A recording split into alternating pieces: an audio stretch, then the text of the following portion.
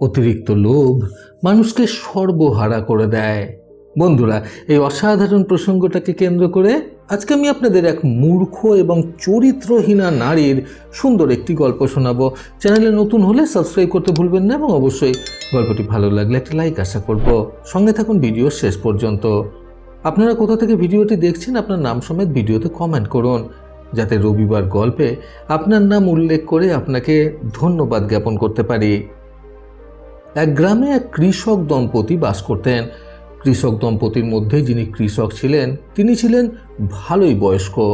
তিনি নিজের যুবক বয়সে একজন কম বয়সী মেয়েকে বিয়ে করেছিলেন। বর্তমানে কৃষকের স্ত্রীর বয়স বেশ কম। নিজের স্ত্রীকে প্রচণ্ড পরিমাণে ভালোবাসতেন তিনি এবং স্ত্রীকে সুখে রাখার জন্য তিনি দিনরাত কঠোর পরিশ্রম করতেন। এইভাবে তিনি দীর্ঘ সময় ধরে রোজগার করে অনেক টাকা পয়সাও জমিয়ে নিয়েছিলেন। স্ত্রীকে নিত্য নতুন সোনার গহনাগাটি দিতে তিনি বেশ পছন্দ করতেন। অপরদিকে কৃষকের স্ত্রীটি ছিল অত্যন্ত মূর্খ এবং চরিত্রহীনা একটি মেয়ে। ফলে অন্যান্য ছেলে মানুষের প্রতি তার আগ্রহটা ছিল একটু বেশি। কম বয়সে জোরপূর্বক তার বাড়ি থেকে তাকে বিয়ে দিয়ে দেওয়া হয়েছিল। কৃষক দম্পতির কোনো সন্তান ছিল না। একদিন সেই কৃষক সকালবেলা জমিতে চাষ করতে বেরিয়ে গেলেন। তার স্ত্রীর স্বভাব ছিল সারাদিন বাইরে বাইরে ঘুরে বেড়ানো। ফলে কৃষক বেরিয়ে যাওয়ার পরেই তার স্ত্রীও গ্রামে ঘুরে বেড়াতে বেরিয়ে গেল।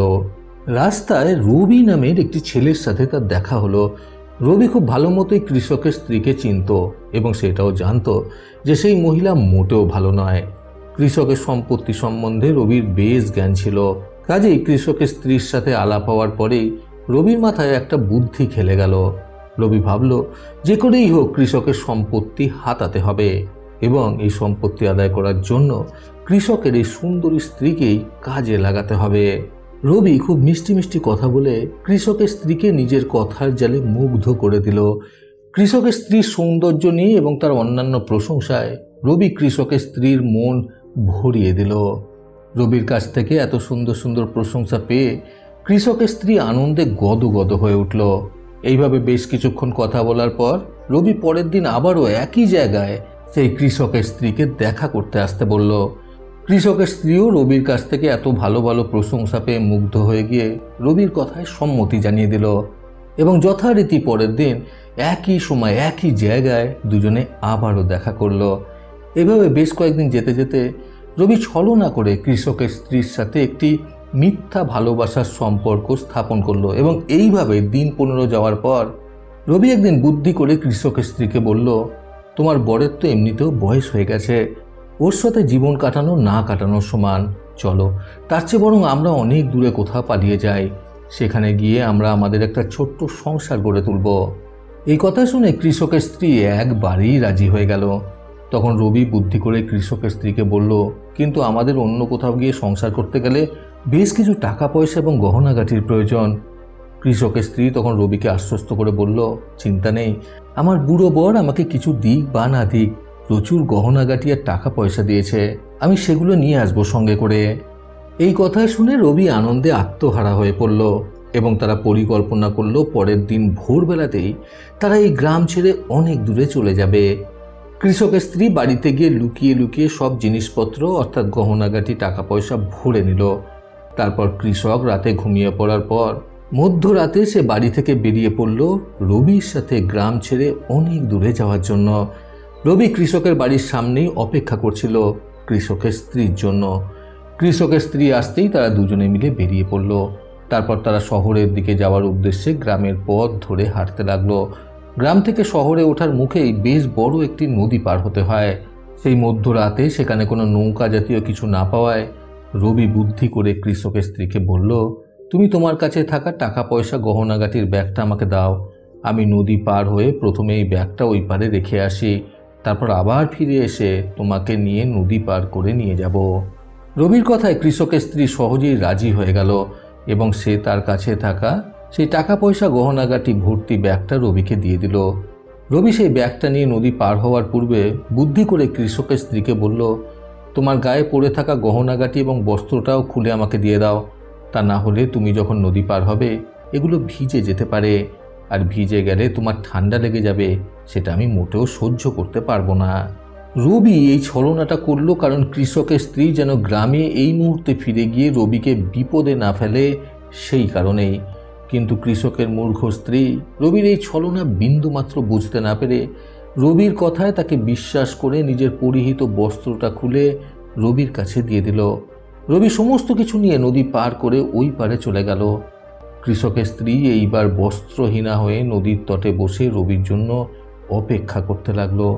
এই সমস্ত বিষয়টা দূর থেকে দাঁড়িয়ে লক্ষ্য করছিল একটি শিয়াল। সেই শিয়ালটি তখন শিকার করে নিজের মুখে করে একটি মাংস নিয়ে নদীর তটে ফিরছিল। এই সমস্ত বিষয়টা লক্ষ্য করে যখন সে নদীর দিকে এগিয়ে আসছিল, তখনই কৃষকের স্ত্রীও সেই শিয়ালটাকে লক্ষ্য করে। ঠিক সেই মুহূর্তেই শিয়ালটা দেখে নদীর মধ্যে একটি বড় মাপের মাছ জলের উপরেই খেলা করছে। শিয়ালটা লোভপূর্বক নিজের মুখের মধ্যে থাকা সেই মাংসের টুকরোটা নিচে রেখে তখনই জলে ঝাঁপ দিয়ে মাছটাকে ধরতে যায়। এমন সময় শিয়ালের আসার শব্দে মাছটা জলের গভীরে ঢুকে যায়। অপরদিকে শিয়াল যখন মাংসটা নিতে দৌড়ে গেল, তখন একটি শকুন এসে সেই মাংসের টুকরোটা ছো মেরে নিয়ে চলে যায়। এই সমস্ত বিষয়টা কৃষকের স্ত্রী বস্ত্রহীনা অবস্থায় নদীর তটে বসে লক্ষ্য করছিল। শিয়ালের এই কুল আর ওই কুল দুই কুল ভেসে যেতে দেখে কৃষকের স্ত্রী অট্টহাসি হাসতে শুরু করলো এবং অট্টহাসি হাসতে হাসতে সে বলল, ওহে মূর্খ শেয়াল, তুমি তো লোভে পড়ে তোমার এই কুল ওই কুল দুই কুল হারালে। এখন তুমি কিসের দিকে তাকিয়ে বসে আছো? তখন সেই শিয়াল কৃষকের স্ত্রীর দিকে তাকিয়ে আরও জোরে জোরে হাসতে হাসতে তার স্ত্রীকে উদ্দেশ্য করে বলল, তুমি তো আমার থেকেও বেশি মূর্খ। আমি তো শুধুমাত্র আমার আহার হারিয়েছি, কিন্তু তুমি নিজের স্বামীকেও হারালে, তারপরে নিজের ধূর্ত প্রেমিককেও হারালে, নিজের স্বামীর দেয়া গহনাগাটি সমস্ত কিছু হারালে, আর শেষে নিজের গায়ে পরিহিত বস্ত্রটুকুও হারালে। তোমার প্রেমিক নদী পার হয়ে তোমার গহনাগাটি টাকা পয়সা সমস্ত কিছু নিয়ে শহরে পালিয়েছে, ও আর ফিরছে না তোমার কাছে। এদিকে ভোরের আলো ফুটে গেছে, তোমার গ্রামে সবাই জেনে গেছে যে তুমি সব কিছু নিয়ে পালিয়ে এসেছো। তাহলে এই সবের পরে সব থেকে বড় মূর্খ কে, তুমি না আমি? এই কথা শুনে কৃষকের স্ত্রী ওই অবস্থাতেই নদীর তটে বসে নিজের মাথা ঠুকে কাঁদতে লাগলো। কারণ এই অবস্থাতে তার আর গ্রামে ফিরে যাওয়ার মতো কোনো পরিস্থিতি ছিল না। নিজের চরিত্রহীনতা এবং মূর্খতার কারণে সে নিজের জীবনে সবথেকে বড় ক্ষতিটা নিজের হাতেই সাধন করল। বন্ধুরা, লোভ লালসা থেকে নিজেকে দূরে রাখতে আজকের এই সুন্দর গল্প থেকে শিক্ষণীয় 3টি কথা সর্বদা মনে রাখুন।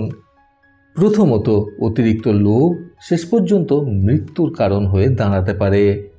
দ্বিতীয়ত, সৎ ব্যক্তির সৎ উপদেশ সঠিক সময়ে কাজে লাগালে অনেক বিপদ হওয়ার হাত থেকে নিজেকে রক্ষা করা যায়। তৃতীয়ত, অন্যের বিপদে কখনোই হাসতে নেই। অন্যের বিপদে হাসার আগে নিজের বিপদের কথাটা একবার হলেও স্মরণ করে নিতে হয়। প্রতিবারের মতো আবারও বলবো, এই পৃথিবী তাদেরকেই সম্মান দেয় যারা ইউনিক কিছু করার ক্ষমতা রাখে।